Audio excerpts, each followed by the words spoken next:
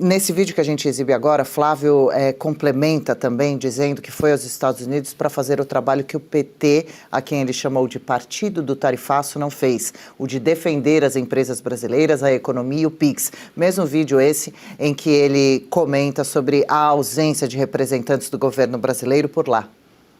É impressionante como é que tinha todo mundo lá. Os defensores das empresas, os produtos brasileiros, advogados, empresários, mas não tinha ninguém. Nenhumzinho do governo Lula escalado para fazer a defesa dessa espécie de tribunal, que é quem vai sugerir ou não que as tarifas sejam aplicadas ao presidente dos Estados Unidos. Ele é que vai tomar a decisão dele política no final. Então fiz ali a minha parte. Bom, Paula Camacho, eu queria que a gente falasse um pouquinho mais sobre o PIX, porque agora Lula tenta fingir que o PIX foi uma criação dele e vai tentar colar no eleitor agora, durante a campanha, muito possivelmente, que Flávio Bolsonaro está tentando acabar com o PIX na sua aliança com os Estados Unidos. As empresas norte-americanas ou o sistema financeiro norte-americano pode querer acabar com o PIX para que só sejam usadas bandeiras de cartões norte-americanos aqui, para que lucrem com isso. O PIX oferece essa concorrência para os Estados Unidos. Flávio estaria prometendo acabar com o PIX caso seja eleito e dar esse presente, essa condição para os Estados Unidos em troca de apoio? Olha, muito engraçado, porque o presidente Lula, neste terceiro mandato, ele só nesses últimos 3 anos, ele conseguiu aprovar gás do povo, ele conseguiu aprovar crédito para compra de motos, ele conseguiu aprovar crédito para reforma de casas, ele conseguiu colocar luz do povo, né, isenção de luz para diversas milhões de famílias, ele conseguiu aprovar isenção de imposto de renda para quem ganha até R$5.000, tudo bem que vai valer o ano que vem, mas ele conseguiu emplacar. E qual é a bandeira que ele fica gritando para todo mundo ouvir? O PIX. E por que o PIX? Uma coisa que foi feita, que foi desenvolvida no governo Temer, aplicada no governo Bolsonaro, e agora, ao invés dele ficar falando sobre todas as coisas boas, né, boas que ele fez no governo dele, ele fica falando do PIX. Eu fico me perguntando, ele não tem nada melhor para falar? Ele não tem nada melhor para mostrar ao povo, ó, eu fiz isso aqui, olha, eu coloquei mais de 30 impostos aqui para você pagar, eu coloquei a taxa da blusinha, mas depois eu tirei a taxa da blusinha para falar que eu salvei você, olha como eu sou bom. Ou não, mas não, ele não consegue falar nada disso, ele só fica falando do PIX, que é uma coisa que nem ele fez.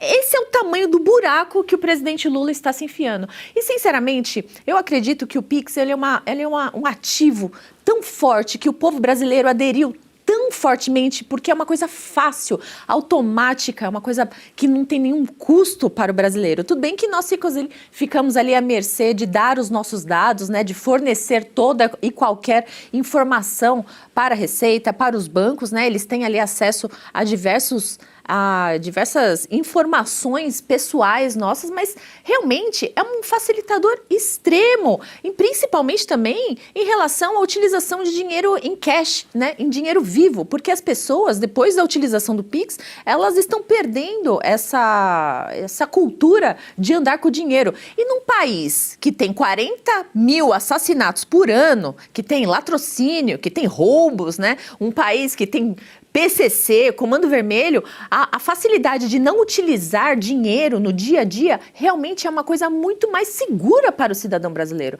Ou seja, o PIX ele trouxe diversos avanços econômicos, trouxe diversas pessoas que estavam fora do sistema econômico para dentro do sistema econômico, trazendo dignidade para essas pessoas. E o Lula acha que ele pode trazer para ele e falar que é dele, mas não, Lula não é. É do povo brasileiro. Você não tem nada a ver com isso. Dri, sobre essa questão do PIX, de fato, as empresas americanas estão incomodadas com isso. A gente pode fazer um paralelo, por exemplo, com as empresas digitais, né? Que tiveram interferência do Alexandre de Moraes, em decorrência das censuras todas aplicadas. Isso mexe no caixa da empresa. Se você não permite que o Rumble exista num país, é evidente que isso mexe no caixa da empresa. Se você não permite que o X esteja ali ativo naquele país, como a gente teve agora nas últimas eleições, é evidente que isso mexe no caixa da empresa. Então, isso afeta a saúde financeira das empresas e as empresas americanas estão muito incomodadas por isso. Então, naquele caso ali, a gente tem a questão da bandeira, da liberdade de expressão, enfim, da censura que foi aplicada aqui. Nesse caso econômico, as empresas, nesse caso econômico do sistema bancário, as empresas estão sim incomodadas porque o Pix, de fato, mexeu com esse caixa. Você faz uma operação muito mais fácil, você não tem ali que passar por aquele processo, que você paga uma taxa para o banco, isso altera, as empresas se incomodaram por isso. É justamente nesse momento, então, que nós precisamos de uma liderança que defenda esse interesse brasileiro, porque sim, isso está à mesa. E, de novo, Donald Trump ele foi eleito para proteger os Estados Unidos e não o Brasil. Ele não vai se preocupar se isso vai mexer ou não com as nossas relações, se isso facilitou ou não o pagamento. Enfim, o pagamento que você está no metrô, você compra alguma coisa, consegue pagar ali pelo Pix, é muito mais rápido, muito mais prático. Ele não está preocupado com isso. Isso é alguém aqui do Brasil que tem que se preocupar. E esse é o ponto. O Lula não quer se preocupar com isso, porque para ele é um ganho político. Se por um acaso acontece algum tipo de sanção que mexa diretamente com o Pix, ele certamente usará isso para ser argumento ali na sua campanha eleitoral, tendo em vista que ele já vem construindo desde o de julho do ano passado, quando teve aquela carta Donald Trump, quando teve a Magnitsky, quando teve as primeiras sanções ali muito claras ao nosso país. Desde julho do ano passado, então, ele vem trabalhando aí com essa questão da soberania, enfim, tentando fazer isso o seu argumento para essa política. Para essa eleição desse ano. No ano de 22, o argumento foi o retorno da democracia e os fascistas foram embora, enfim, aquele argumento todo.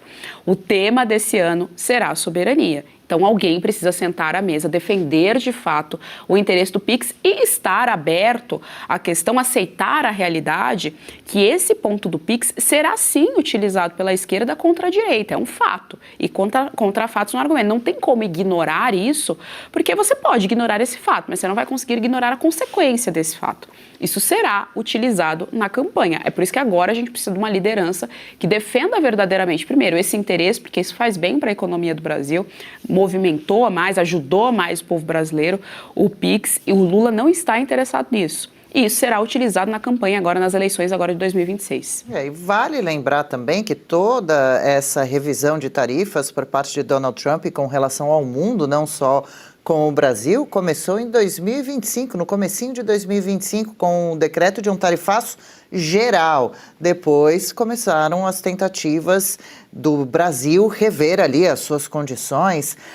Eu acompanho aqui alguns destaques que trazem para a gente a informação de que esses efeitos do tarifaço já começam a fazer efeito, né? Esses efeitos já começam a acontecer aqui dentro do Brasil. As exportações dos Estados Unidos caíram 13% no primeiro semestre. Esse comércio entre Brasil e Estados Unidos perdeu força no primeiro semestre agora de 2026 em meio ao tarifaço imposto pelo governo norte-americano e a chance de novas tarifas.